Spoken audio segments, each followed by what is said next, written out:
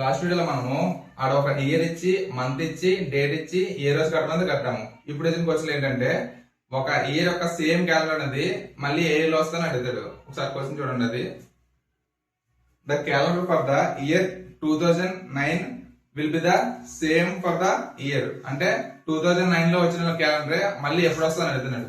ఈ విధంగా వచ్చినప్పుడు మనం చిన్న కాన్సెప్ట్ నేర్చుకుందాం. చూడండి ఒకసారి.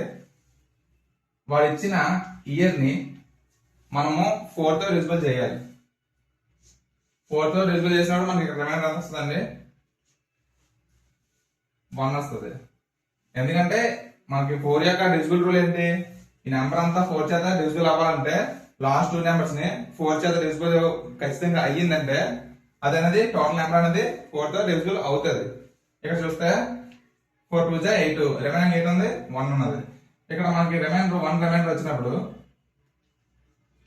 ఇక్కడ మనకి రిమైండర్ 1 వచ్చింది. ఈ విధంగా 4 తో డివిజిబుల్ చేసినప్పుడు మనకి రిమైండర్ వచ్చిందని బట్టి సేమ్ క్యాలెండర్ ఉంది మనం చెక్ చేసుకుంటాం. ఇక్కడ 1 రిమైండర్ వచ్చింది కాబట్టి ఆ 2009 కి ప్లస్ 6 ఇయర్స్ యాడ్ చేస్తే అంటే ఎంత వస్తుంది? 2015. ఇక్కడ 2009 మరియు 2015 అనేది రెండు సేమ్ క్యాలెండర్ అవుతాయి. ఎప్పుడు మనం 4 తో డివిజిబుల్ చేసినప్పుడు రిమైండర్ 1 వస్తుంది. అదే రిమైండర్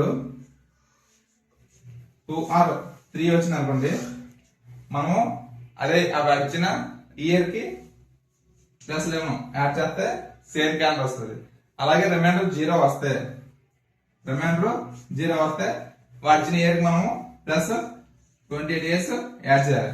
ఈ విధంగా మనం వాడు ఇచ్చిన ఇయర్ ని 4 తో డివిజిబుల్ చేసుకొని రిమైండర్ చెక్ చేసుకొని 1 వస్తే ప్లస్ 6 యాడ్ చేయాలి, 2 ఆర్ 3 వస్తే 11 యాడ్ చేయాలి, 0 వస్తే 28 ఇయర్స్ యాడ్ చేసిన తర్వాత సేమ్ క్యాలెండర్ అనేది రావడం జరుగుతుంది.